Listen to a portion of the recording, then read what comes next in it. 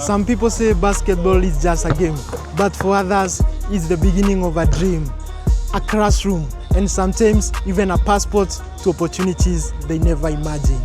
Welcome to EDU'S DIVE SHOW, and today we are shooting at one of the incredible Giants of Africa courts here in Umoja, Nairobi, and I'm joined by someone who has lived that journey.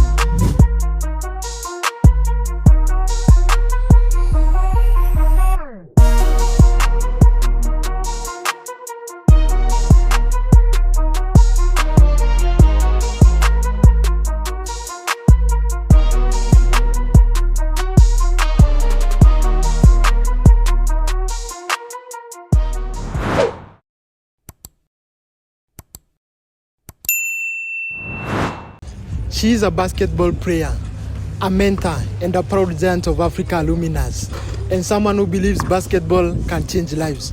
Please help me welcome Nissi'S Majakozi. Nissi, welcome. Thank you. My name is Nissi'S, as you've heard, 18-year-old, point guard. Yeah. Before we kick off, maybe a small banter. In one of your interviews, you mentioned something like you like football more than basketball. I did not say that. Back in the days, you used to love football more than basketball. Yeah. Tell us about that. Well, it's because I grew up around boys and mostly what they play was football. So, and then I could do many tricks that, like I could freestyle with the ball and many girls couldn't do that. So, yeah, but I just knew I'd make it in football, but here we are today. Between now and then, when you compare between basketball and football, would you say go back to playing football maybe? I still play football. Yeah? I don't think I'll drop it. Okay. I still play.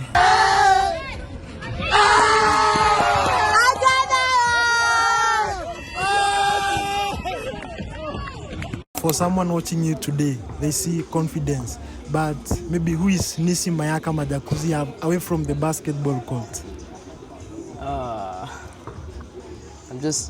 I love being around people, being around my friends. Yeah. I like to laugh, so anything that involves, just being active and laughing and just making other people happy as well. Yeah. I like to give back. I don't know, pretty much that's it, which is why I started an initiative. It's called Beyond the Baseline, and it's gonna use basketball. And we'll get to that maybe. And maybe when you were a kid, were you one of those kids who could sit still, or you are? I was those guys who would just fidget all the time. Yeah. I mean, I'd have moments where I'd be quiet, but most of the time, if I was still silent, people would ask, "Hey, what's wrong?" Yeah. So I was just always a hyperactive kid. Okay. And how did basketball found you maybe?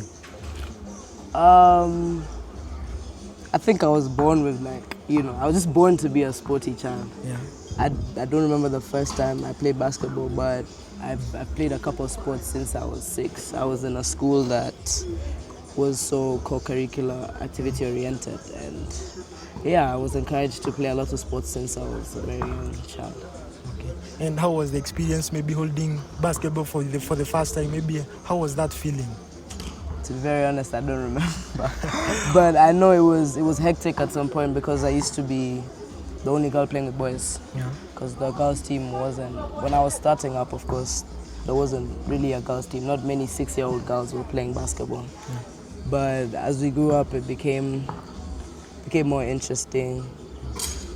Actually, no, it only became interesting when I was 12, because before that I just loved football. Yeah. But it was fun. So at 12, that is when you realize that maybe I'm good at this thing, so I can try it. Yeah, 11, 12 there, because I got a scholarship at an all-boys camp, as I mentioned in my previous interviews. Yeah. And that's when I was like, hold on, I can do this. Okay. Yeah. Were there people who held your hand, maybe when you were starting? Yeah, definitely. My coaches, my parents, Coach Chris. It all started with Coach Chris. And then, my mom really supported my journey. I think my mom's been a very crucial part of my this journey. Yeah. African parents, maybe they could tell you, first of all, concentrate on education. Maybe were your parents resistant about that, or they were okay with that?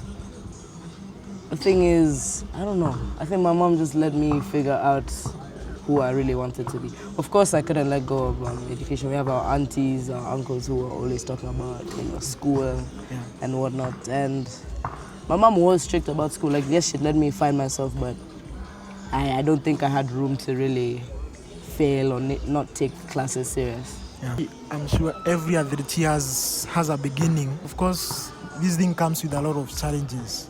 Maybe what inspired you to keep going? Even on days you didn't feel like showing up? The fear of being average is that's my fuel, I think, because I wouldn't want to be compared to average people. I want to be noted for, oh, she's only one of the this or one of the only ones to do this. So I think that's what pushes me to keep going. Being average, that's what drives you. Yeah. Between balancing school, basketball, of course it comes with a lot of pressure. How do you balance that? Well, I don't know. I think it's just time management. You really need to get your time management in check, because you have assignments and then you have training. So there's a lot. And then sometimes you have training in the morning, training in the evening. So just need to sometimes sacrifice either sleep or social life. There's something you have to sacrifice to get these other things in check. Okay. Yeah. We take a short break. When we come back, we'll be diving more. Welcome back. And we are sitting at one of the Giants of Africa courts here in Nairobi. And you happen to be one of the alumni. Yeah. Maybe talk to us. How did you end up here? I got selected. I remember my first one was 2023.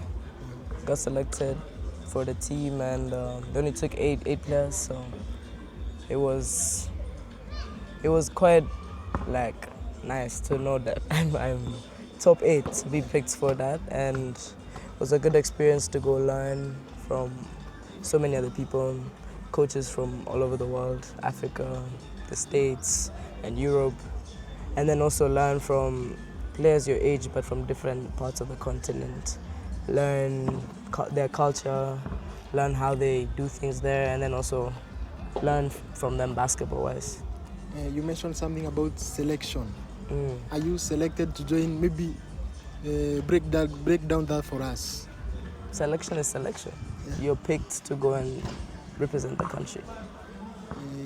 And do you kind of submit, or are you kind of do they invite you for an interview, or how does this come about? They watch you play, see what you have to offer. If they like it, they pick you to go and represent the country. What are some of the opportunities that came with this experience? You have opportunities. First opportunity is definitely to learn from one another and learn from coaches. Second is, there's always scholarship opportunities out there.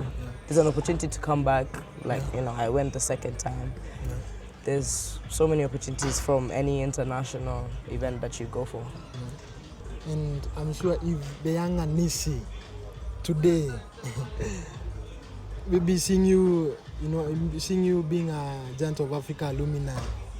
What do you think she'd say, the younger Nissi? She'd be proud, she'd be shocked, but shouldn't be that shocked. It's just that she'll be shocked that we made it in a different sport, but she'd be very proud, and she'd know that we were coming for this anyway. Yeah. And Nissi, I happened to be stalking you for a while, and in one of your socials, I came across something called Beyond the Baseline.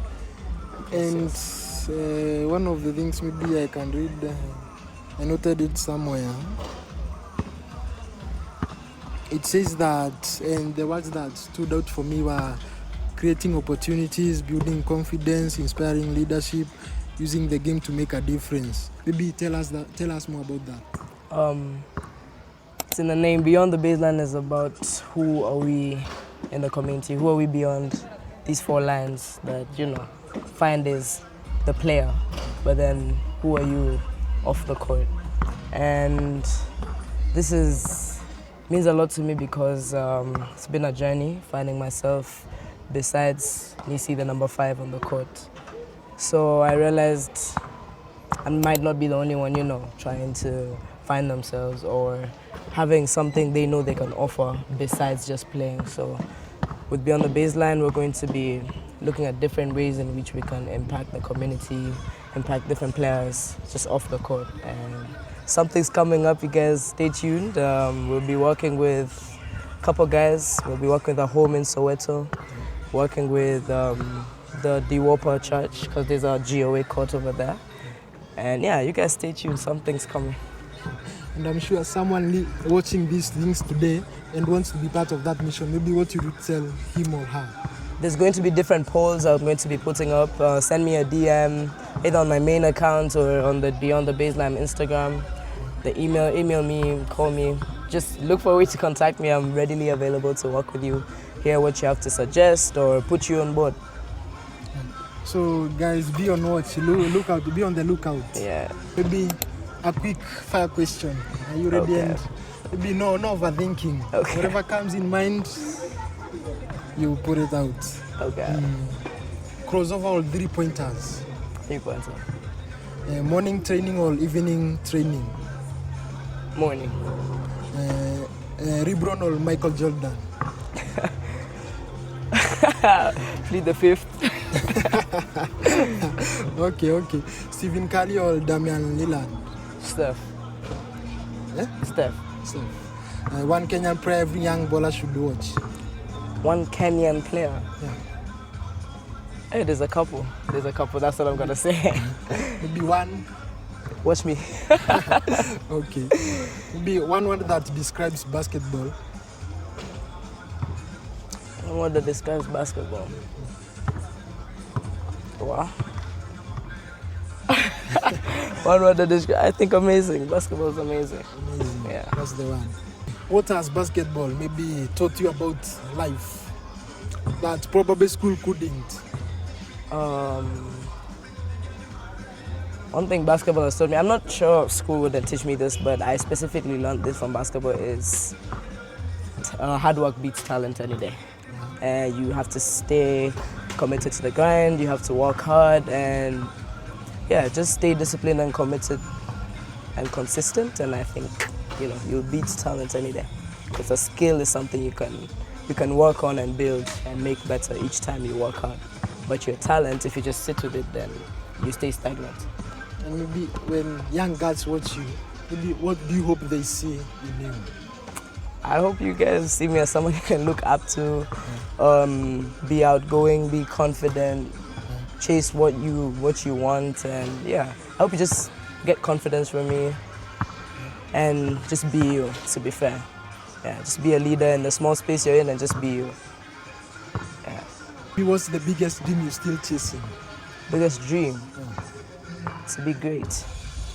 To be great, yeah. I'm sure we invite you maybe 5 years from now, maybe what you do want us to be celebrating? I'd want us to be celebrating the growth of Beyond the Baseline. Yeah. Probably me being a professional player somewhere. Yeah. And yeah, just growth in general. Yeah. Imagine if there's a young girl watching this interview, maybe she thinks she's not good enough, maybe she wants to quit. What would you tell her? Oh, you can't end, okay, just finish your story.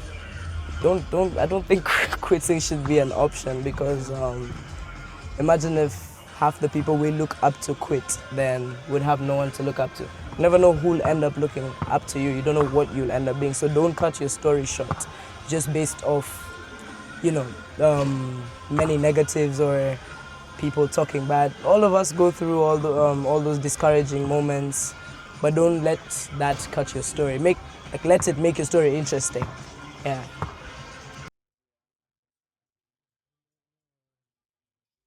Nilikuwa nataka unisaidie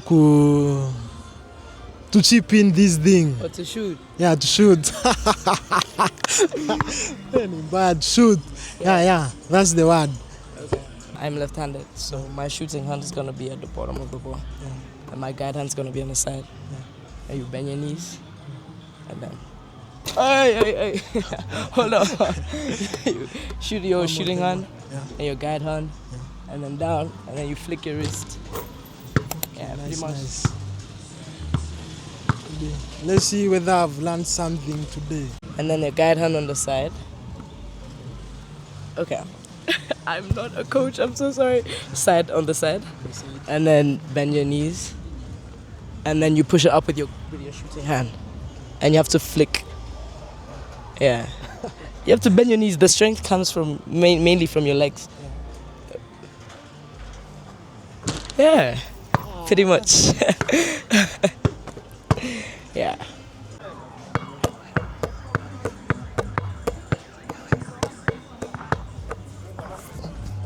Hi. So, Nissi, they say talent can open doors. Maybe as we wrap up, maybe tell us, apart from talent, what else keeps you in the game? Character. Character. Character, yeah. Character beats talent. I wouldn't say so. Yeah. It doesn't beat, but it keeps you in it.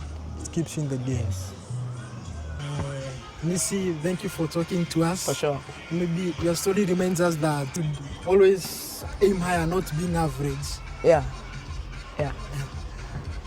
If you enjoyed today's episode, don't forget to like, comment, and subscribe to EDU'S Dive Show YouTube channel. I've been a host, Edwin Modi, and I'll see you next time.